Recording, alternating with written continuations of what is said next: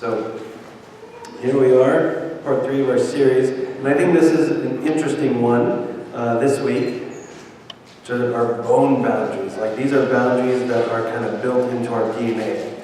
But before we get into this week, let's kind of recap where we have come in the series. So when we talk about boundaries and building a healthy space for our lives, what essentially we're talking about are, what are the property lines of our life? Like, how do I define my life? How do I define like where I end, where I begin, and where I end?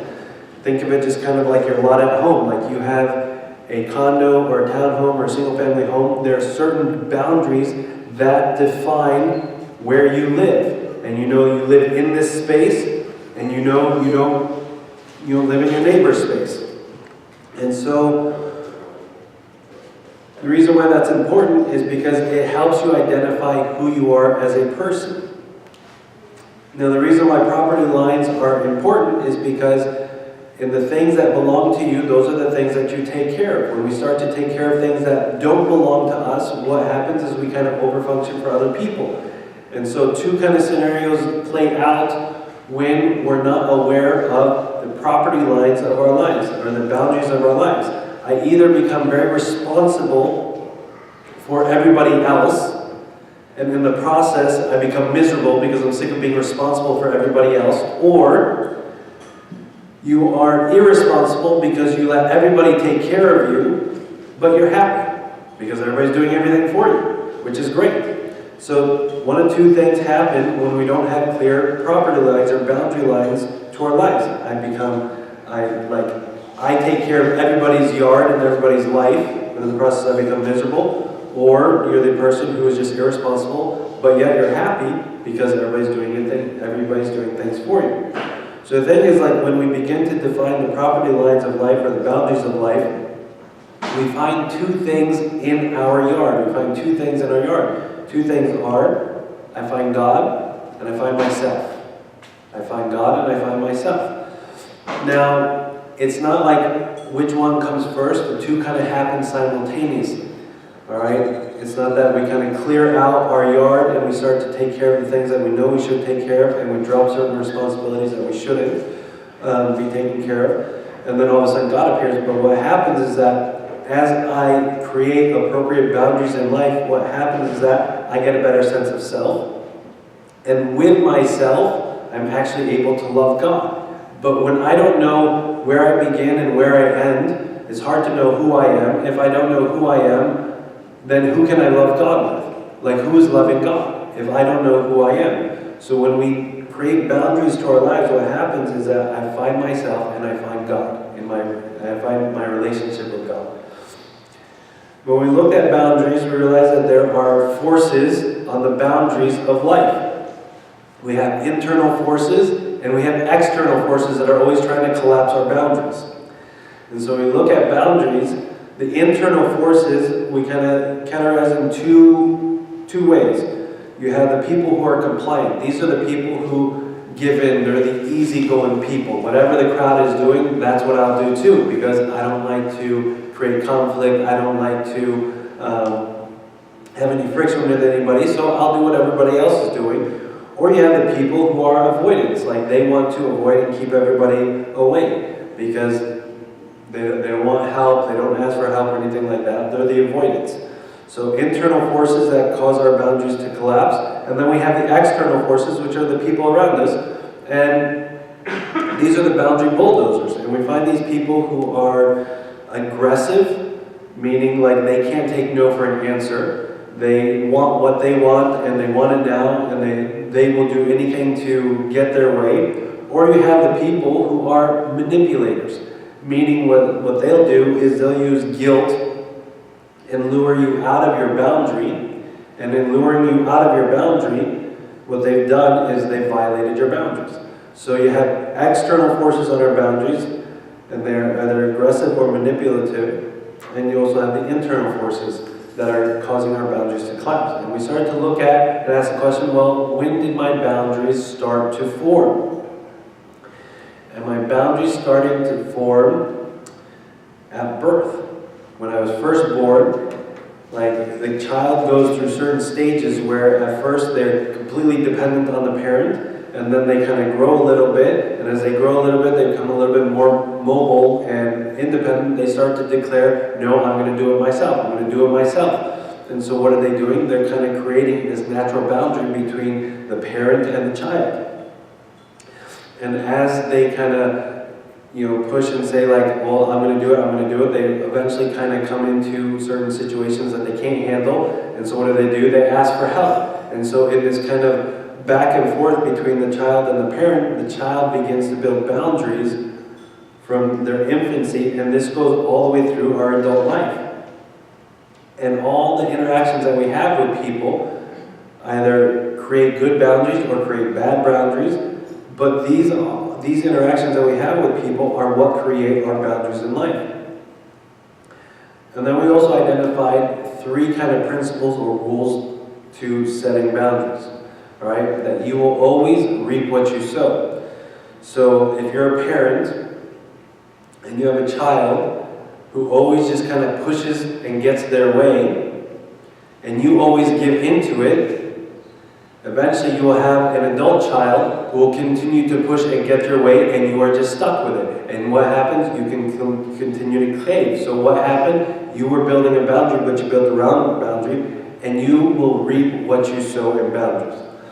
The other thing is, when we go to set boundaries, we think that when I set boundaries and try and create space or appropriate boundary between me and somebody else, I think that I will hurt them.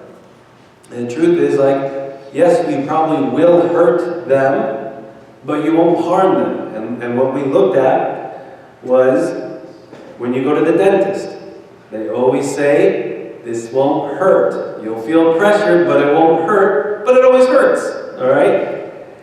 It hurts, but do we say that the dentist is harming us? No, they're actually helping us. So the hurt that we feel, sure, it's temporary, but they're not harming us, they're actually doing us a good service for the long-term health of our oral hygiene. And so, same way with boundaries. When we set boundaries, it may hurt, but it won't harm us. All right?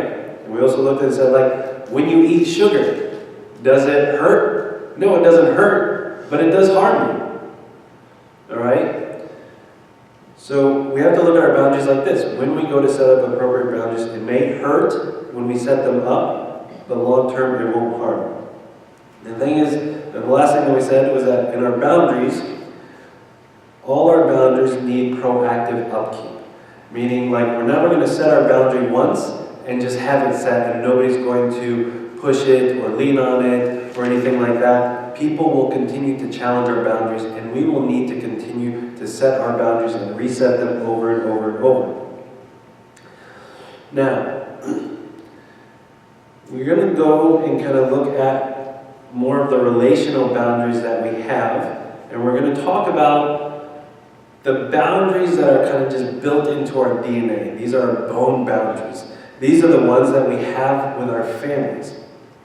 And I can share with you that on multiple trips, after we got married, we'd go home and visit my family in Chicago. I always lived in the suburbs. And going to the city, well, it's not something that I really did. But when we would plan our trips to Chicago, we would always say, okay, we're going to go into the city and we're going to enjoy a day in the city. We would always go home. And my family doesn't like to go downtown Chicago. They know the parking is terrible. If it was in the wintertime, it's just bitter cold. Like, they never wanted to go. But every time we were going to Chicago, we wanted to go into the city. Well, what would happen? We would go to Chicago, and they would say, guys, we want to go into the city. And then we'd start to get forces on our boundary. And what would happen? Who would cave? Me. Why? Because, like, I don't get to see my family. Like, I don't want to just, like, ditch them, or we're here to see them, and things like that. And then we would have a discussion, like, but we talked about going to the city. I know we talked about it, but, like, this came up, and mom said this, and dad said this, and my brother didn't want to go into all these different things. So what would happen? I would cave on my boundaries. all right? And it would be a surprise. How many times do you think this happened? Once, twice, I lost count. This would happen so many times. Because, and it was all related, not to the city of Chicago, but to the boundaries that were built into my bone. That when I go home and I'm around my family, certain behaviors or characteristics start to come up. And so, it always foiled our plans to go down into the city. And probably Sarah was saying, like, I wonder what kind of man, like, I married, because all I wanted to do was go into the city, and he can't stand up to his family to make us go to the city. So what's going on in those situations is, like, I was struggling with personal boundaries with my family. I get to be around my family, and the boundaries that are built into my bones started to come out. The love that I had for my spouse was one thing, but I had boundaries that were built into my bones. And so when we start to look at our families, we'll see that we have, like, unique boundaries. And so we're going to work through a couple of scenarios of boundary problems that may come up with families. And so let's kind of take a look into our first scenario. Excuse me. So first scenario is always second best. So wife of a fairly newlywed couple becomes passively aggressive and sarcastic when she sees her in-laws. Throughout the weekend, she gets more and more frustrated and argumentative with her husband. This is not my situation, okay? This is just a scenario. So throughout the weekend, she gets more and more frustrated and argumentative with her husband, which sometimes make her feel embarrassed in front of the family. So the husband always says, like, we're only here for a weekend. Can't we just do what they want? I.e., what his mother wants. We just want to spend time together. So this wife is now, this newlywed wife is now in the situation where they're coming home and they kind of go in and her husband just becomes a different person. Whatever, like, his mom wants to do is what they do. She starts to get frustrated. Why is she getting frustrated? Because she always feels like she's playing the second best. Because when we get married, like, we are married to our wife, but when we go home, we have this long-term relationship with our parents. And the son may have it with his mother, or daughter with her father. It can go either way, but the thing is, like, whenever we get home, okay, and you're going to visit, for example, like your in-laws, you can always feel that sort of tension. It's very possible. But what's behind that situation? And so if we actually look in Ephesians 5:31, and it says, "For this reason, a man shall leave his father and his mother and be joined to his wife, and the two shall become one flesh." The Bible highlights in Ephesians 5 that there needs to be a separation. There needs to be an appropriate and a healthy separation between a man and his parents, or a wife and her parents, in order for the two to become one. But when there's not that healthy separation between the individuals and their families, it's hard for them to become one flesh. And so what happens is you have this tugging going on whenever everybody's all together. Why? Because there aren't clear boundaries set. So that may be one of the common scenarios. Let's look at another scenario. All right? Sonny and Cher. They like to have and give their kids all the new toys. They like to go on good vacations. And they live in a rather large home. Sonny, when he was growing up, had a privileged life. His parents really provided a lot for him, and they wanted their grandkids to have the same. And so they finance a fair share of what the family's needs are. They kind of provide the extra money that they need on vacation, they help with the down payment on the home, and all these different things. They get the kids nice things, the grandkids nice things on their birthdays and for whatever reasons. And that's how they lived. Now, Cher although she liked having these things, and she liked this sort of lifestyle, over time she actually started to feel a bit trapped.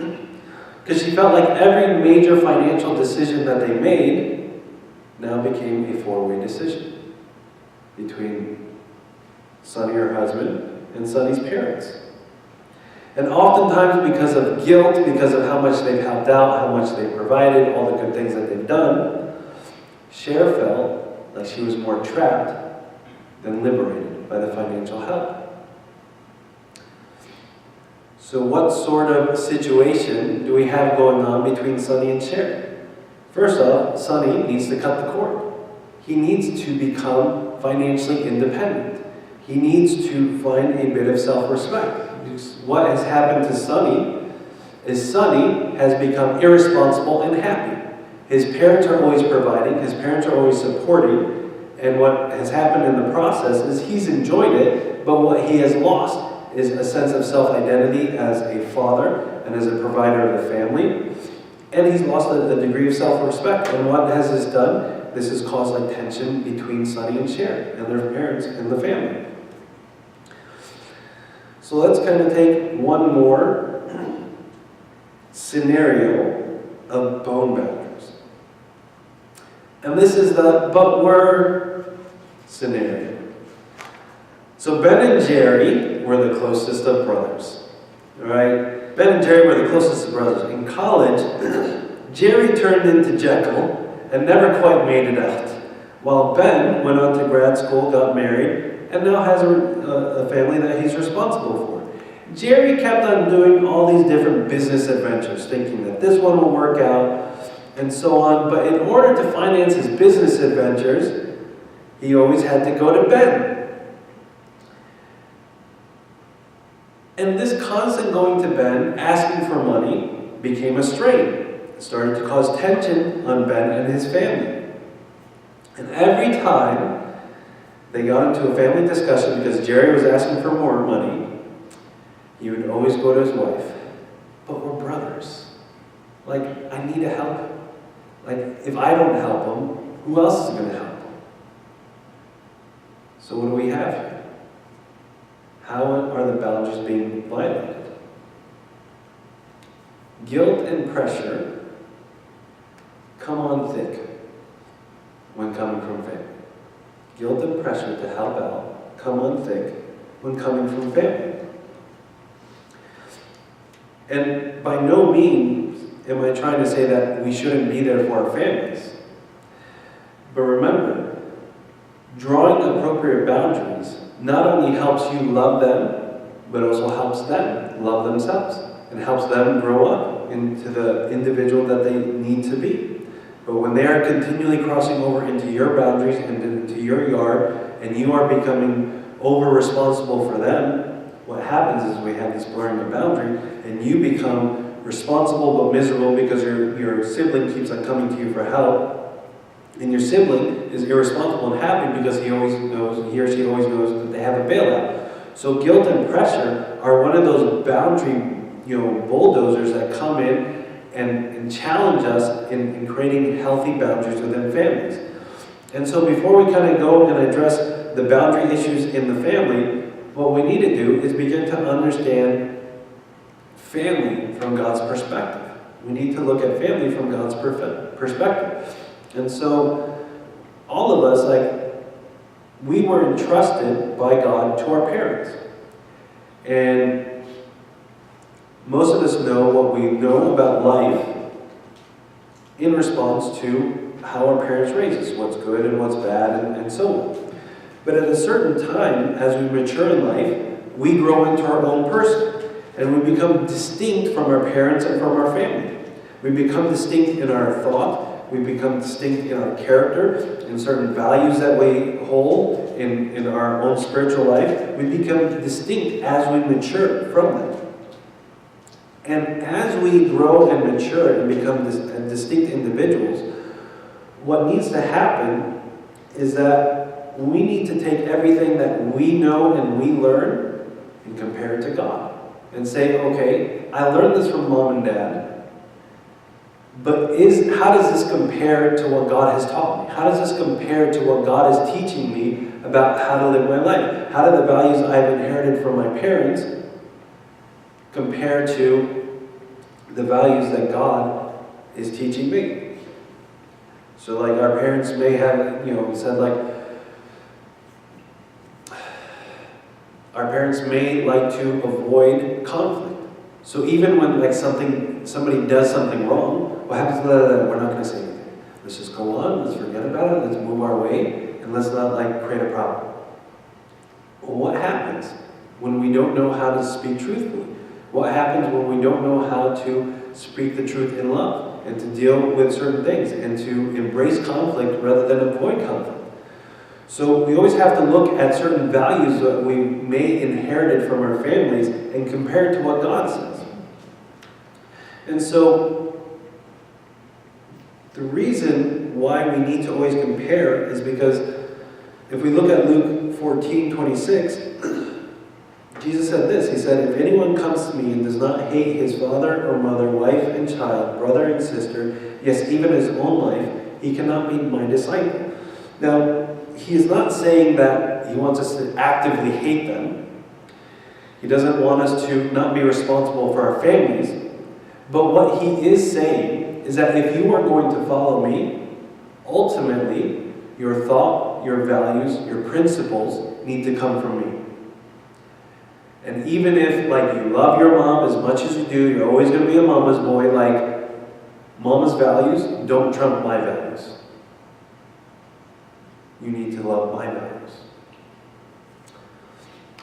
Another verse, Luke 11:27, says, "Blessed is the womb that bore you and the breasts that nursed you." This is one woman standing in the crowd as Jesus was teaching, and this was her response. "Blessed is the womb that bore you and the breasts that nursed you." But he said, "More than that, blessed are those who hear the word of God and keep it." Blessed are those who hear the word of God and keep it. And so, when we hear this, like, what this woman is saying is, whoever is your family, like specifically your mother, she's blessed. She's truly a godly woman. And of course, St. Mary is a godly woman. And she is blessed for being the mother of God. But what is surprising is Christ's response. He said, well, more than that, blessed are those who hear the word of God and keep it. More than just a familial relationship, I value those who are going to hear what I am saying and keep it. They become blessed in my eyes. To what degree? To the degree of St. Mary and beyond. He said, blessed are those who hear my voice and listen to what I'm saying and follow my command. So he is placing and saying, like, yes, St. Mary is my mother, and he has the ultimate respect for St. Mary's, and we hold the ultimate respect for St. Mary as well. But what he's saying is beyond just a familial relationship.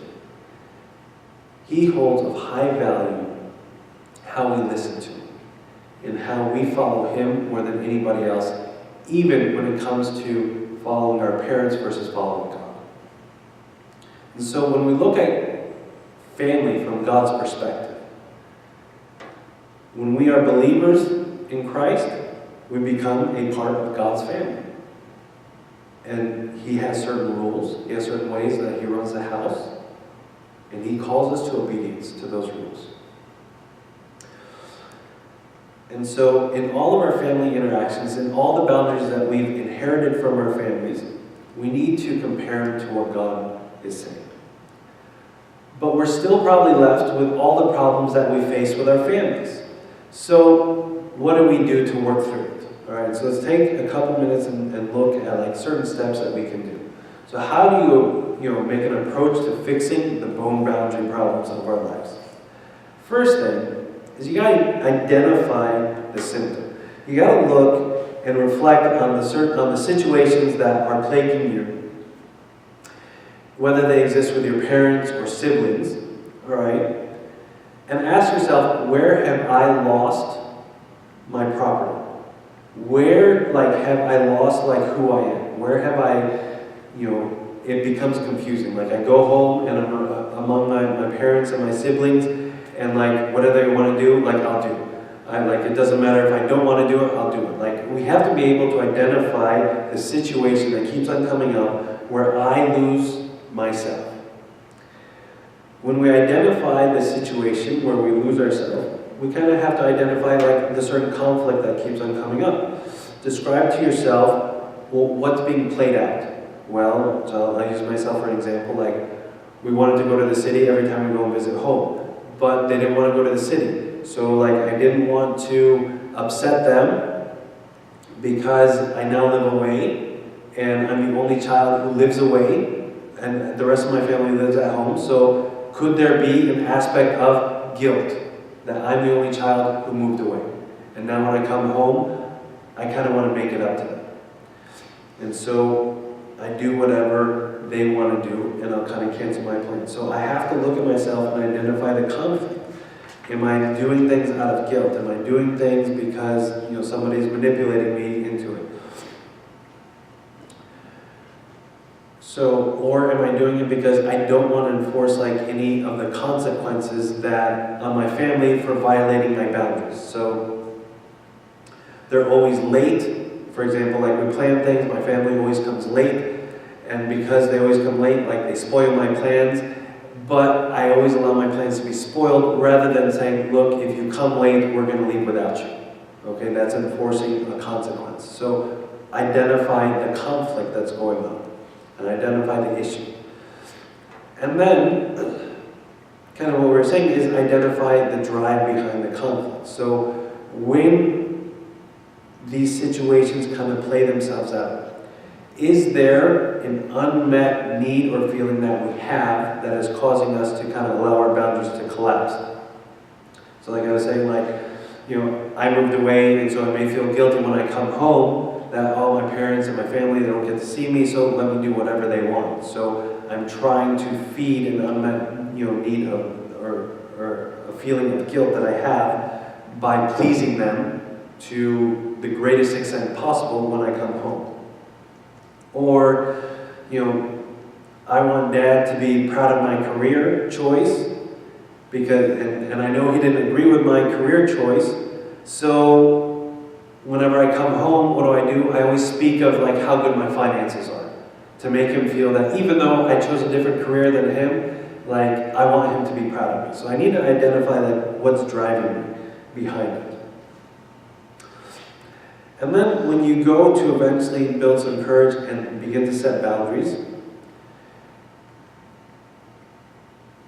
oops, sorry, I missed that in my notes, but when we do go to set boundaries, what we need to, after doing those steps of kind of identifying what's the symptom, identifying the conflict, identifying the need that I have that's kind of driving the situation, then I need to learn to respond and not just to react. Okay, I need to learn to respond and not just to react. So a lot of times what happens is that when we go home and we're around our family and a certain situation starts to arise, what happens?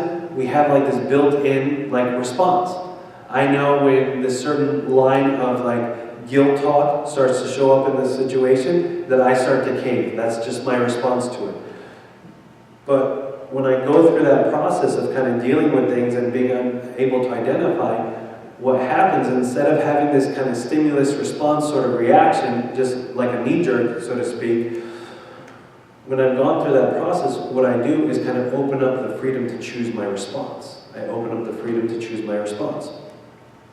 And that freedom to choose how I respond to the situation is when I become self-aware. And so when I go through and look at the scenario and kind of pick it apart, I become self-aware. I can imagine myself I can start to craft the sentences of how I'm going to respond in the situation. And I begin to independently express my will, because I've now created the space where I see myself, I see who I am, I see my likes, I see my dislikes, I see what I want to do, and I'm able to express my will appropriately. When we kind of do those things, then what happens, instead of our response to the situation just being a knee-jerk reaction, I have the stimulus, which is a certain environment, and then I go through a thought process that I'm self-aware of, and then I can craft a better response at the end. And so we need to learn to respond and not just react in those situations.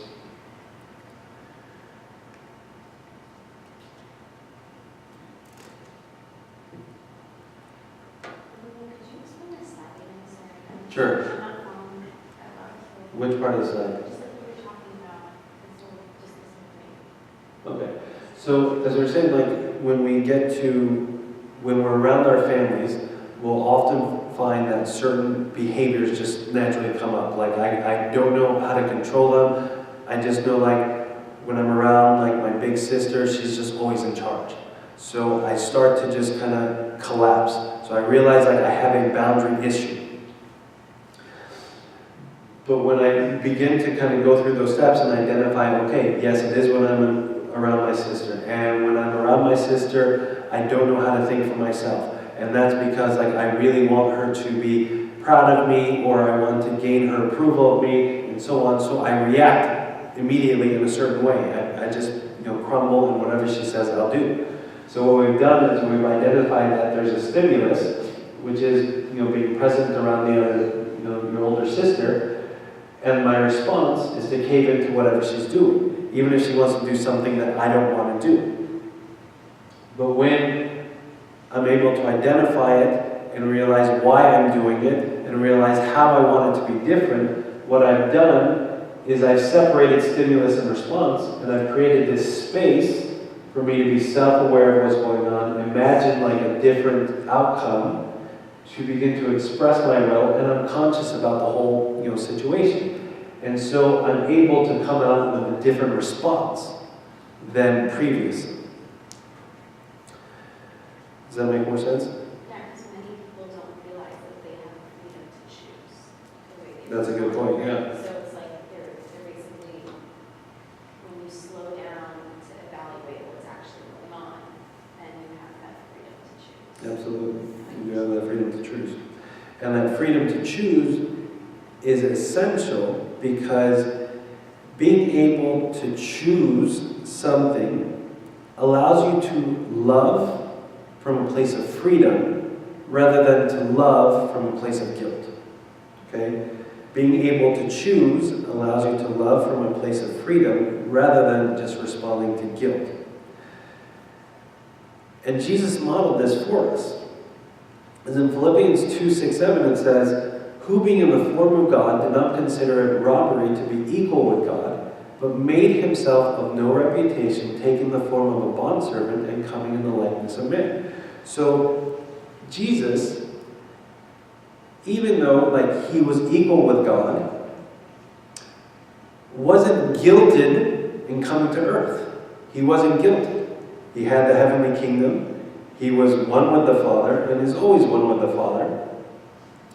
But out of his freedom, chose to give up that reputation in order to come and love us. It was a choice from a place of freedom, and that place of freedom was, created because Jesus knew who he was. He knew that he was the Son of God. He knew that he was divine. And so he wasn't guilted into coming. He made a choice. He said, I choose to give up where I am right now, and I choose to come to love. He chose to love from a place of freedom. Not like, oh man, these little monsters that I created are just, they're making a mess of the situation, and I created them, I should do something about it. That wasn't the situation. It was, I'm God. I give up staying in the heavenly kingdom, and I choose to come to love. He chose from a place of freedom, but the only way he was able to do that was first understanding who he was as God. That was essential. And understanding who we are as an individual is essential to our ability to love others. So, those are bone boundaries. What about boundaries with friends? What about boundaries with friends? Friendships are unique because friendships are not institutional relationships. Okay? We're not bound by anything to be friends. So for example, I got married. I'm bound to Sarah. Okay? There's an institutional component to our relationship. Anybody who gets married has an institutional component to it. When you get a job and you sign a contract. There's an institutional aspect to your relationship with work. All right? Your family, there's a degree of institutional boundaries to your relationship with your family. Like if one of your parents leaves, according to the law, they have a certain responsibility to pay alimony and to pay for childcare. So there's a certain institutional boundaries, that keeps certain relationships together. But when we come to friendship, there's none of that. It's a non-institutional relationship. And so when we look at friendship, there's a key part of friendship that keeps two people together as friends. And that is attachment. Every friendship has a degree of attachment. You want to, you like to be with your friend. You like to spend time with them. You like to have coffee. You like to go do sports, all these different things. Whatever it is that you and your friend like to do, there's an attachment that brings you together. There's no institutional confinement to it. You're free. And so what brings friends together is an attachment.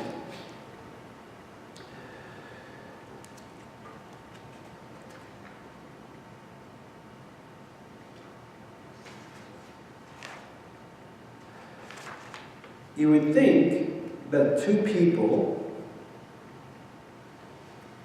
who aren't institutionally brought together would just know how to enjoy each other. It's kind of a free relationship. But yet we find that there are so many problems among friendships.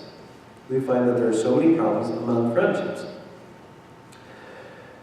But the unique boundary problems that we see in friendships are rooted to the boundary problems that we have when growing up. So we're going to look at a couple scenarios, and we'll kind of evaluate them and look and say what sort of boundary problems do we have? Are we dealing with a complaint? Are we dealing with an avoidant? Are we dealing with somebody who is a controller and very aggressive about it, or a controller and manipulative about it? Okay? So let's look at our first two friends, Turner and Hooch. All right? Turner and Hooch have a great friendship over the years. They have a lot in common. Hooch is actually a real person in this scenario. Okay? So they have a lot in common. They show a lot of a great deal of initiative and planning things together because it's so easy. A lot of them, they have a lot of common ground. So it's easy to plan because usually whoever suggests one thing, the other person says, hey, yeah, that sounds good, let's go and do it. So whoever suggests it first is usually, that's what they do. But Turner and Hooch kind of come into a problem. On the same weekend they planned to hang out, there was an option of going to the Orioles game season opener. Or catching the last day of Light City. Okay? Both things are happening on the same weekend, they can only choose one or the other. So Hooch suggests, you know what, it's the last day, why don't we catch Light City and see what's going on? So as they're walking around Baltimore, looking at Light City, they're kind of thinking to themselves what's the point of this? It's just a bunch of lights. And as they're kind of realizing that they chose poorly, Turner looks at him and says, you know what, your idea was a bust. We should not have been going to Light City. We should have gone to the season opener. Hooch says, I thought you wanted to go to Light City, so that's why I suggested to go to Light City. Why didn't you just say that you wanted to go to the season opener and I wanted to go to season opener too? So what do we have? We have two people, two friends, doing something they don't like. We have two of them who are both compliant. They're just so easygoing, they go with whatever's said, and they never express what they want. So even though both of them ultimately wanted to go and see the season opener, they're trying to read each other, trying to take the path of least resistance. So Hooch says, all right, I think Turner would like to go to Light City, so I'm going to suggest it. He should have said you know what, I know we want to go to Light City, or you may want to go to Light City, but I would really like to go to the Orioles game. They would have resolved the situation. But when you're dealing with two compliants, neither is good at expressing their wants or needs. And so you find two friends oftentimes doing things that they don't want to do simply because it's the path of least resistance. So that's kind of a scenario that you might see with two people who are compliant. Let's look at another one. Bo and Luke Duke. Now you know what it is, but we'll go through it. All right? So I'll set it up, but you know it's about Bo and Luke Duke. So Bo comes from a well-off family whose parents are high-powered, successful business entrepreneurs. They didn't take no for an answer to get where they are. Luke is kind of a happy-go-lucky person, often in the shadows and on the sides, but he met Bo in college, and the two kind of became friends. Now, because Bo is his family, his parents were very kind of high-powered, aggressive people, Bo would always lean towards going to higher-end restaurants, but Luke, he kind of wanted to go to McDonald's all the time. But they always went back and forth. And Bo always kind of pushed his weight around and said, no, we need to go there, don't worry about the finances, like it'll all be fine, like this is going to be a much better place than going to one of your restaurants. And Luke always would just say, fine, let's just go. Over time, you see a conflict arising between Bo and Luke. Luke eventually starts to ask himself, is this friendship even worth it? I keep on saying what I want, but Bo just keeps on doing what he wants. And if I want the friendship to go on, I have to do what he does. I have to go where he wants.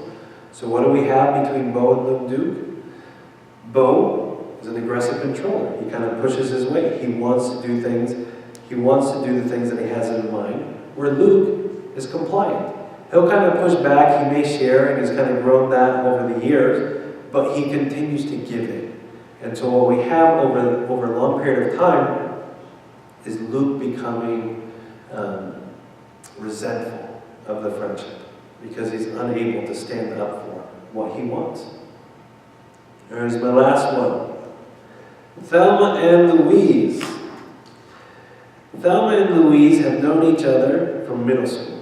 They shared their heartaches over the years, but Thelma eventually got married and settled down and started having a family. Louise struggled in relationships and was always trying to find Mr. Right, but Mr. Right always kept on leaving. And so, 11 p.m., Thelma's at home with her family, going to sleep, and the phone rings, and she knows it's Louise. Tells Louise, I can't talk now, and Louise is saying, I need to talk with you, Nobody understands but you. Nobody knows me as well as you do. And if I don't talk to you, I don't know who I'm going to talk to. She said, I know what happened. I know you guys just broke up, but my husband is asleep. My kids have to wake up early. I can't talk now. Can't we just talk tomorrow? It's I don't know what I'm going to do. I can't wait till tomorrow. I just feel so miserable. I don't know how I'm going to make it through the night, and so on, until she finally guilts Thelma into talking with her. So what do we have between these two? We have Thelma, who's a compliant, and Louise, who's a manipulative controller.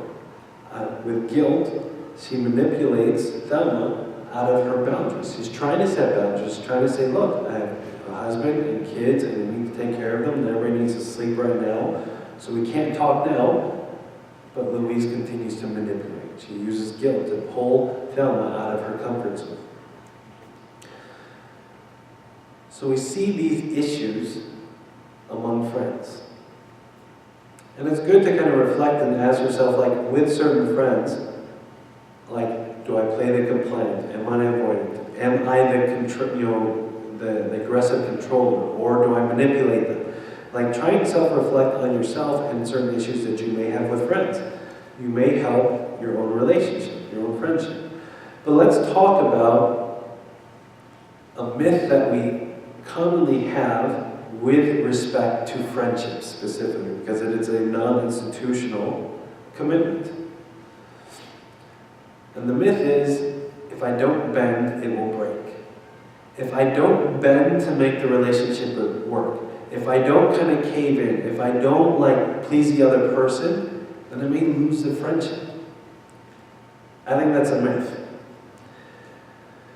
The problem with this assumption is that it thinks or assumes that there are external forces holding the friendship together. It assumes that there are external forces, like we were saying, it's a non-institutional relationship. The person who thinks that if I don't bend in the friendship to make it work, if I'm not always the one who calls and checks on them, and I can't say, why don't you ever call and check on me? If I can't, if I don't keep doing that, then the friendship will break. Assumes that there's an external force holding the relationship together.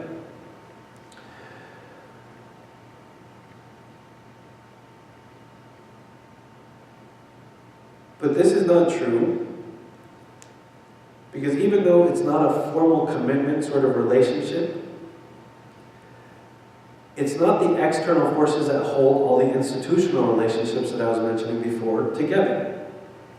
All right? Because if it was always an external force holding a relationship together, then these certain things wouldn't be true. If it was an external force that held relationships together in marriage, then there would be no divorce. There must be an internal force that is holding the relationship. If baptism alone was good enough, churches would always be full and active. But the external force of baptism that brings us into a church and into a community isn't the force that keeps us together. It's the attachment to the church and attachment to God. If getting hired was a good enough external force, you and your employer would be married for life. But it's not. We grow or we fall out of love with the jobs that we have. So our attachment to the job isn't it's kind of guarded by the external force, but what holds it long term is my internal attachment to what I do. So with our friendships, even though there's not an external force or a formal agreement between friends, that is not what holds friends together. It doesn't in all the institutional relationships. It's not going to do it for this one. What holds a friendship together is the internal attachment that we have with our friends. And so when you subdue your likes, your dislikes, and you allow your boundaries to collapse in friendships, ultimately what happens over time is you begin to resent it. It's not worth it anymore. Well, you play a big part in that, in allowing your friendship to collapse when you don't have an appropriate boundary. Because creating the appropriate space in the boundary allows you the appropriate free will to be attached in this relationship. You know that, I don't think I said that well, so I'm going to rephrase it. All relationships, whether institutional or not, require a free will attachment for it to be a healthy relationship.